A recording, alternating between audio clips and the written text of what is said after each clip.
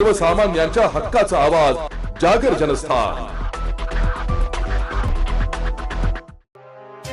पहलगाम येथील हल्ल्याची जबाबदारी स्वीकारत गृहमंत्री अमित शहा यांनी राजीनामा द्यावा। शिवसेना आक्रमक।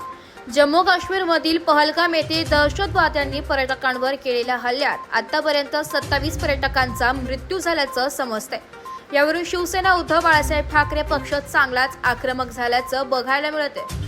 आज धुळे शहरातील संतोषी माता चौकात ठाकरे सेनेच्या वतीने पहलगाम हल्ल्याच्या निषेधार्थ पाकिस्तानचा झेंडा जाळत केंद्रीय गृहमंत्री अमित शहा यांनी केंद्रीय गृहमंत्री असल्याच्या नात्याने हल्ल्याची जबाबदारी स्वीकारत राजीनामा द्यावा अशी मागणी ठाकरे सेनेच्या वतीने करण्यात आली आहे।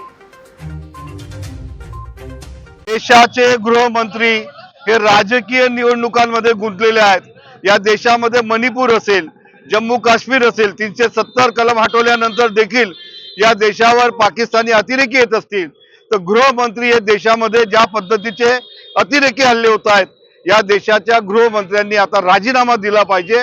आणि नाहीतर या देशाचा गृहमंत्री हा फुल टाइम हा देशासाठी असला पाहिजे।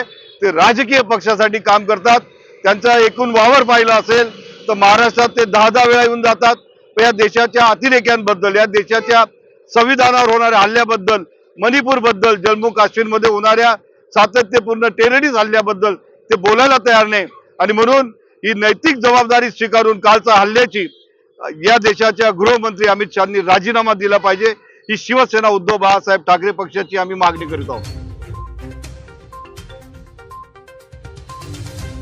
जागर जनस्थानकरिता प्रतिनिधी रूपक बिरारी, धुळे।